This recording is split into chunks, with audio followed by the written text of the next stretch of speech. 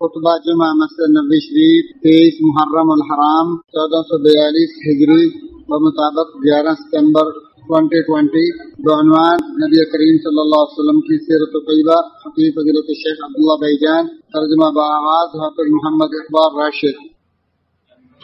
تمام تعریفیں اس اللہ کے لیے ہیں جس نے تمام آسمانی رسالتوں کا اختتام ہماری شریعت اور تمام انبیاء و رسول کا اختتام ہمارے نبی پر کیا اور ہماری امت کو بنی نوع انسان کے لیے عادل اور افضل ترین امت قرار دیا۔ میں گواہی دیتا ہوں کہ اللہ وحدہ لا شریک کے علاوہ کوئی سچا معبود نہیں اور تخلیق و اختیار میں صرف اسی کی مرضی چلتی ہے، اور میں گواہی دیتا ہوں کہ محمد صلی اللہ علیہ وآلہ وسلم اس کے بندے اور افضل سے افضل ترین خاندان سے مختار شاندار ہستی اور منتخب رسول ہیں، جنہوں نے پیغام پہنچا کر امانت ادا کرتے ہوئے امت کی خیر خواہی کی، آخری دم تک اللہ تعالیٰ کے لیے محنت اور خوب جد و جہد کی۔ اللہ تعالیٰ آپ اور آپ کی آل و اصحاب اور نیکی میں قیامت تک ان کے پیروکاروں پر درود و سلام نازل فرمائے۔ حمد و ثنا کے بعد بلا شبہ سب سے سچی بات کلام اللہ ہے اور سب سے شاندار رہنمائی محمد بن عبداللہ کا طریقہ ہے۔ سب سے بدترین چیزیں دین میں نئی نئی چیزیں ہیں، اور ہر نئی چیز بدعت، اور ہر بدعت گمراہی، اور ہر گمراہی آگ میں لے جانے والی چیز ہے۔ اے ایمان والو، اللہ تعالیٰ سے کما حق ہو ڈرو ہو اور دیکھو مرتے دم تک مسلمان ہی رہنا۔ اے اقوام مسلم، انسان ہمیشہ اسی کے ساتھ رہتا ہے جس سے اس کی محبت ہوتی ہے، جبکہ نبی مکرم صلی اللہ علیہ وآلہ وسلم سے محبت تو ایمان کی شرط ہے۔ چنانچہ نبی اکرم صلی اللہ علیہ وآلہ وسلم کی عادات و خصائل اور سیرت طیبہ کی معرفت آپ کی محبت کے حصول کا سب سے شاندار ذریعہ ہے۔ لہذا اپنے نبی کو پہچانو تاکہ تم کو ان کی قدر و منزلت کا علم ہو اور تمہیں آپ کی الفت و محبت اور اطاعت نصیب ہو، کیونکہ تمہارا کوئی شخص بھی تب تک مومن نہیں ہو سکتا جب تک اس کے دل میں نبی کی محبت اپنی جان، مال، اولاد، والدین اور تمام لوگوں سے بڑھ کر نہ ہو۔ اے اللہ کے بندو، اللہ تعالیٰ ہی فرشتوں اور انسانوں سے پیغمبروں کا انتخاب کرتا ہے، سو اسی نے ان کا انتخاب کیا اور آپ کو تمام لوگوں پر فوقیت و برتری عطا کی، جیسا کہ ارشاد باری تعالیٰ ہے، تمہارے پاس تمہاری ہی جنس سے ایک ایسا پیغمبر تشریف لایا ہے جس پر تمہارا نقصان و پریشانی گراں اور وہ تمہارے فائدے کا خواہاں ہے، جبکہ وہ مومنوں کے ساتھ انتہائی مشفق و مہربان ہے، اور جن کے نقش قدم پر چلنے کو فضل و کمال کا معیار قرار دیتے ہوئے اللہ تعالیٰ نے فرمایا، تم میں سے جو اللہ تعالیٰ اور آخرت کی توقع رکھتا اور اللہ کو بکثرت یاد کرتا ہے، اس کے لیے اللہ کے رسول ایک عمدہ ترین نمونہ ہیں۔ اللہ تعالیٰ نے آپ کے قول، فعل، عقل، علم، خلق اور ہر طریقے کی صفائی پیش کی اور ظاہری باطنی اعتبار سے آپ کی مکمل پاکیزگی کا اظہار فرمایا۔ سو اللہ تعالیٰ نے آپ کی فہم و فراست کی تعریف کرتے ہوئے فرمایا، تمہارا ساتھی گمراہ ہوا نہ ٹیڑھی راہ پر چلا۔ آپ کی نگاہوں کی تعریف کرتے ہوئے فرمایا، آپ کی نگاہ بہکی نہ حد سے بڑی۔ آپ کے سینے کی تعریف کرتے ہوئے فرمایا، کیا ہم نے تمہارے سینے کو فراخ نہیں کیا؟ آپ کے ذکر خیر میں فرمایا، اور ہم نے تیرا ذکر بلند کر دیا۔ آپ کی طہارت کو سراہتے ہوئے فرمایا، اور تجھ سے تیرا بوجھ ہم نے اتار دیا۔ آپ کی سچائی کی تعریف کرتے ہوئے فرمایا، اور وہ اپنی خواہش سے نہیں بولتا۔ آپ کے تزکیہ علم کے بارے میں اللہ بزرگوں برتر فرماتا ہے، آپ کو پوری طاقت والے فرشتے نے سکھایا ہے۔ آپ کی علم کی پاکیزگی اللہ تعالیٰ فرماتا ہے، آپ مومنوں کے ساتھ انتہائی مشفق و مہربان ہے۔ آخر میں آپ کے پورے اخلاق کی تعریف کرتے ہوئے فرمایا، بلا شبہ آپ عظیم ترین اخلاق کے مالک ہیں۔ اے اللہ کے بندو، اللہ تعالیٰ نے اپنے سب بندوں کو دین حنیف پر پیدا کیا، پھر شیاطین نے گھیرا اور انہیں دین سے نکال دیا اور ان کے لیے حلال چیزوں کو ان پر حرام کر دیا، اور ان کو اللہ کے ساتھ ان چیزوں کو شریک بنانے کا حکم دیا جن کی پوجا پاٹ کی کوئی دلیل نازل نہیں ہوئی۔ اللہ تعالیٰ نے اہل زمین کو دیکھا اور باقی ماندہ چند اہل کتاب کے سوا سب عرب و عجم کو ناپسند فرمایا، پھر ان کے درمیان سے کائنات کی سب سے عمدہ نسل، شان و شوکت کی علامت، خیر و برکت کے منبع اور سب سے زیادہ مکرم و پاکیزہ ہستی محمد بن عبداللہ بن عبد المطلب عربی قریشی اور ہاشمی کا انتخاب فرمایا، جن کی والدہ ماجدہ آمنہ بنت وہب قریشی ہیں۔ آپ کے لیے جس جگہ بھی سب سے افضل چنی سو آپ محبت وہی ام القرا مکہ مکرمہ میں پیدا ہوئے، پرورش پائی اور وہیں پر مبعوث ہوئے۔ حضرت مسیح عیسیٰ بن مریم کی ولادت کے تقریباً 632 سال بعد عام الفیل ماہ ربیع الاول میں آپ کی ولادت باسعادت ہوئی۔ 40 سال کی عمر کو پہنچے پھر مکہ میں آپ کو نبوت ملی اور 63 برس کی عمر میں آپ اس دنیا کو چھوڑ گئے۔ اے اقوام مسلم، اللہ کے رسول صلی اللہ علیہ وسلم نے یتیمی کی تلخیوں میں زندگی بسر کی، کیونکہ ابھی تک آپ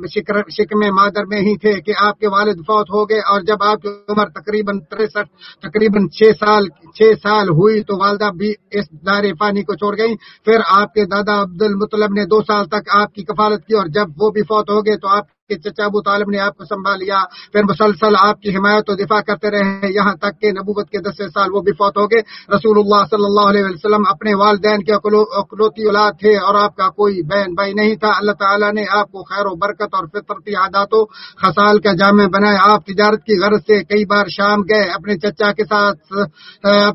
کے ساتھ تجارتی سفر کیا اور اپنی بیوی خدیجہ بنت خویلد کی تجارت کے لیے نکلے اور چند ٹکوں کے عوض اہل مکہ کی بکریاں چرائیں۔ تقریباً 25 برس کی عمر میں آپ نے خدیجہ بن خویلد سے شادی کی، جو سب سے زیادہ آپ کی معاون و مددگار تھی،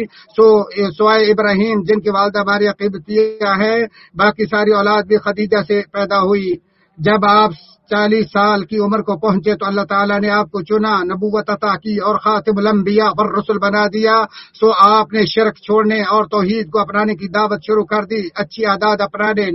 نیکی کا حکم دینے، ظلم و فساد اور برائی سے روکنے کی ترغیب پر بھرپور زور دیا۔ آپ نے مکہ میں 13 سال تک اعلانیہ اور چھپ کر دن رات دعوت دین کی ذمہ داری نبھائی، جبکہ مکہ والوں نے اپنی انگلیاں اپنے کانوں میں ڈال لی، سخت فریب کیا، اپنے کپڑوں کو اوڑھ لیا اور اڑ گئے اور بڑا تکبر کیا۔ کفار مکہ نے سرکشی کی، حق کا انکار کیا، آپ کی تکذیب کی، آپ کو اذیت پہنچائی، مذاق اڑایا اور آپ سے ٹھٹھا کیا، آپ پر جادو کہانت اور پاگل پنی کی تہمت لگائی۔ آپ کے پیروکاروں اور معاونین کو بڑی آزمائشوں سے گزرنا پڑا۔ مکہ والوں نے بڑی سزائیں دیں اور انہیں در بدر کر دیا، اور یہ انتقام صرف اسی چیز کا تھا کہ وہ اللہ غالب و لائق حمد کی ذات پر ایمان لا چکے تھے۔ اللہ تعالیٰ اپنے نبی کو اس مدینہ کی پاکیزہ دھرتی کی طرف ہجرت کا حکم اللہ تعالیٰ نے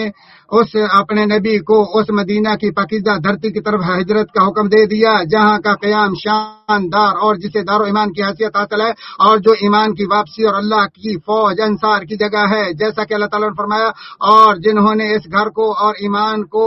ایمان میں ان سے پہلے جگہ بنا لی اور اپنی طرف ہجرت کر کے آنے والوں سے محبت کرتے ہیں، اور مہاجرین کو جو کچھ دے دیا جائے اس سے وہ اپنے دلوں میں کوئی تنگی نہیں رکھتے، بلکہ خود اپنے اوپر انہیں ترجیح دیتے ہیں، وہ خود کو کتنی ہی سخت حاجت ہو۔ بات یہ ہے کہ جو بھی اپنے نفس کے بخل سے بچا لیا گیا وہی کامیاب و کامران ہے۔ مدینہ منورہ میں اسلامی ریاست کے پروان چڑھنے کا آغاز ہو چکا اور انتہائی مختصر وقت میں اس کی بنیاد قائم ہو گئی، احکام نازل ہو رہے ہیں، اتحادیوں کے ساتھ ملانے کی ابتدا ہو چکی، اللہ اور رسول کے ساتھ جنگ کرنے والوں کے ساتھ اللہ کے راستے میں جہاد جاری ہے، عہد و پیمان اور ایگریمنٹس کو آخری شکل دی جا رہی ہے۔ رسول اللہ صلی اللہ علیہ وآلہ وسلم مدینہ میں صرف 10 سال باقی رہے، جو سارے کے سارے قانون سازی، حوادث اور غزوات سے بھرپور تھے۔ جب سے اللہ تعالیٰ نے زمین کو بچھایا اور اسے ہموار کیا، تب سے آج تک تاریخ نے ایسے زمانے اور حق پرست راہ راست پر چلنے والی کوئی ایسی قوم کا مشاہدہ نہیں کیا جو اس مدنی دور اور اس دور کی اس قوم سے زیادہ اللہ کو محبوب ہو۔ اللہ تعالیٰ سے دعا ہے اللہ تعالیٰ ہم اس دور کے پاکیزہ لوگوں کے ساتھ جمع کر دے، اللہ تعالیٰ نبیوں کے ساتھ، نیک لوگوں کے ساتھ اور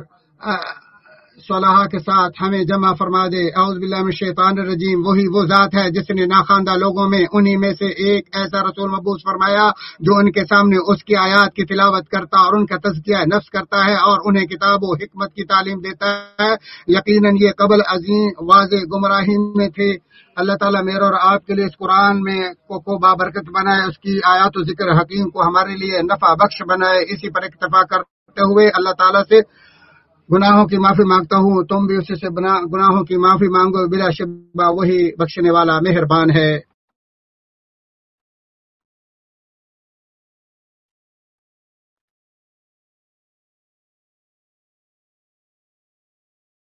تمام تعریفیں اس اللہ کے لیے ہیں جو حق کو غالب و بلند کرنے والا اور باطل کو زائل و ذلیل کرنے والا ہے، جس نے تمام مشرکوں کے نہ چاہنے کے باوجود تمام ادیان باطلہ پر دین حق کو غالب کرنے کے لیے اپنے رسول کو ہدایت کے ساتھ مبعوث کیا۔ اے اللہ کے بندو، مدنی دور کے ان 10 سالوں کے دوران اللہ تعالیٰ نے اپنا دین مکمل کیا، لوگ اللہ کے دین میں فوج در فوج داخل ہوئے، اسلام جزیرہ عرب کی چاروں طرف پھیلا اور اس کے رہائشیوں نے مطیع ہو کر اسلام کو تسلیم کر لیا۔ اس دور کے چند مشہور حادثات و واقعات یہ ہیں: ہجرت کا پہلا سال نبی صلی اللہ علیہ وسلم نے اپنی مسجد اور رہائش تعمیر کی، انصار و مہاجرین کے مابین بھائی چارہ قائم کیا اور اذان کو شرعی حیثیت حاصل ہوئی۔ ہجرت کا دوسرا سال خانہ کعبہ کو قبلہ کی حیثیت دی گئی، رمضان کے روزے اور فطرانہ یعنی فطرہ فرض ہوا، جنگ بدر ہوئی، رسول اللہ صلی اللہ علیہ وسلم کی صاحبزادی رقیہ کی وفات ہوئی۔ اسی سال شوال میں نبی اکرم صلی اللہ علیہ وسلم نے عائشہ سے شادی کی، اور اسی سال علی رضی اللہ تعالی عنہ نے رسول اللہ صلی اللہ علیہ وسلم کی صاحبزادی فاطمہ رضی اللہ عنہا سے شادی کی۔ حضرت کا تیسرا سال غزوات اور فوجی دستوں کی روانگی، جیسے غزوہ احد اور غزوہ بنو نذیر، اور اسی غزوے کے بعد ہی شراب حرام کی گئی، اور اسی سال نبی مکرم صلی اللہ علیہ وآلہ وسلم نے حفصہ بنت عمر بن خطاب سے شادی کی، اور رسول اللہ صلی اللہ علیہ وآلہ وسلم کی صاحبزادی ام کلثوم رضی اللہ عنہا سے عثمان رضی اللہ عنہ نے شادی کی، اور فاطمہ رضی اللہ تعالی عنہا کے ہاں حسن بن علی رضی اللہ عنہ کی ولادت ہوئی۔ ہجرت کا چوتھا سال نبی اکرم صلی اللہ علیہ وآلہ وسلم نے ام سلمہ رضی اللہ تعالی عنہا سے شادی کی، تیمم مشروع ہوا، اور کہا گیا کہ غزوہ خندق بھی اسی سال ہوا، اور اسی سال غزوہ ذات الرقاع ہوا، اور اسی سال صلاۃ خوف مشروع ہوئی۔ ہجرت کا پانچواں سال غزوہ دومۃ الجندل اور قریظہ ہوا، اور پردے کا شرعی حکم نازل ہوا۔ اور ہجرت کا چھٹا سال صلح حدیبیہ، بیعت رضوان اور غزوہ بنی المصطلق ہوا، سورج گرہن ہوا اور حکم زہار اترا۔ ہجرت کا ساتواں سال غزوہ خیبر اور عمرہ قضا رونما ہوا، نبی مکرم صلی اللہ علیہ وآلہ وسلم نے ام حبیبہ، میمونہ، صفیہ اور ماریہ قبطیہ رضی اللہ عنہن سے شادی کی، اور حضرت ابو ہریرہ رضی اللہ تعالی عنہ نے اسلام قبول کیا۔ ہجرت کا آٹھواں سال غزوہ موتا، غزوہ ذات السلاسل اور رمضان میں مکہ فتح ہوا، ابراہیم رضی اللہ عنہ پیدا ہوئے، اور زینب بنت رسول اللہ صلی اللہ علیہ وسلم کی وفات ہوئی، اور اسی سال غزوہ حنین ہوا۔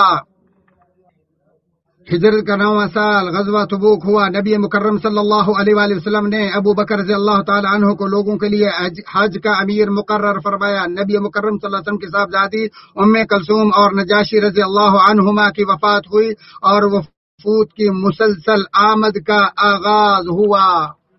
ہجرت کا 10واں سال رسول اللہ صلی اللہ علیہ وسلم نے حجۃ الوداع کیا، آپ کے صاحبزادے ابراہیم رضی اللہ عنہ کی وفات ہوئی، اور یہ صورت نازل ہوئی: جب اللہ کی مدد اور فتح آ جائے اور تو لوگوں کو اللہ کے دین میں جوق آتا دیکھ لے تو اپنے رب کی تسبیح کرنے لگ حمد کے ساتھ، اور اس سے مغفرت کی دعا مانگ، بے شک وہ بڑا ہی توبہ قبول کرنے والا ہے۔ اے اللہ کے بندو، ہر نفس نے موت کا ذائقہ چکھنا ہے، اور اس دنیا کی ہر چیز کو فنا ہے۔ موت صرف اللہ ذوالجلال والاکرام کو بقا ہے۔ موت ایک ایسی تیز تلوار ہے کہ جس کا وار کبھی خطا نہیں جاتا، اور ایک ایسا حوض ہے کہ جس کا کڑوا گھونٹ ہر ذی روح کو پینا ہی پڑے گا۔ ہجرت کا 11واں سال حجۃ الوداع کے بعد ربیع الاول میں رسول اللہ صلی اللہ علیہ وآلہ وسلم شدید درد میں مبتلا ہو گئے۔ میرے ماں باپ آپ پر قربان ہوں، چنانچہ اللہ تعالیٰ نے آپ کو مزید زندہ رہنے یا موت دونوں میں اختیار دے دیا، سو آپ صلی اللہ علیہ وآلہ وسلم نے اپنے رب کی ملاقات کو اختیار کیا اور کہا: اے اللہ، اپنی اعلیٰ رفاقت نصیب فرما، اے اللہ اپنی بلند و بالا رفاقت عطا فرما۔ آپ کی جدائی کا وقت آ گیا تو آپ نے وصیت کی اور دنیا والوں کو الوداع کہہ دیا۔ آپ کی جدائی سے دنیا سیاہ اور جگر چھلنی ہو گئے۔ خدا کی قسم یہ کتنا بڑا ہولناک واقعہ، سنگین تکلیف دہ حادثہ، سخت ترین مصیبت اور انتہائی پریشان کن لمحات ہیں کہ رسول اللہ صلی اللہ علیہ وسلم کی موت کے ساتھ ہی زمین پر وہی اترنا بند اور آفاق میں اندھیرا چھا جاتا ہے، اور صحابہ کی حالت جو ہے وہ انتہائی ناگفتابے ہو گئی، اور وہ اس عظیم حادثے کو، رسول اللہ صلی اللہ علیہ وسلم کی موت کو برداشت نہ کر سکے، اور کھڑے ہونے کی، چلنے پھرنے کی سکت کھو بیٹھے۔ موت اللہ تعالیٰ کا ایک قانون ہے جو نہ کسی بیٹے کو نہ باپ کو چھوڑتی ہے، اور ہر ایک پر اللہ کا فیصلہ برابر ہو کر رہے گا، اور موت اللہ تعالیٰ کا ایک ایسا تیر ہے جو کسی کو نہیں چھوڑے گا، اگر آج بچا تو کل اس نے جانا ہی جانا ہے۔ اللہ تعالیٰ ہمیں اللہ کے نبی کی سچی محبت نصیب فرمائے۔ اے اللہ ہمارے پیارے پیغمبر، ہمارے پیارے نبی کو ہمارے اعمال کا صلہ عطا فرما، ان کو ان کی کاوشوں کا، محنتوں کا صلہ عطا فرما۔ اے اللہ ہم گناہ گاروں کو پیارے پیغمبر کے ساتھ اعلیٰ جنات کی رفاقت نصیب فرما۔ اے اللہ ہمارے حاکم کو اپنی رضا کی اور اپنی پسندیدہ کی توفیق عطا فرما۔ اے اللہ اپنے پیارے محبوب جناب محمد رسول اللہ صلی اللہ علیہ وسلم اور آپ کے آل و اصحاب پر رحمتیں، برکتیں اور درود نازل فرما۔ آپ کے خلفاء راشدین اور دیگر صحابہ پر رحمت نازل فرما، اور ان کے ساتھ ساتھ ہم پر بھی رحمت نازل فرما، اے ارحم الراحمین۔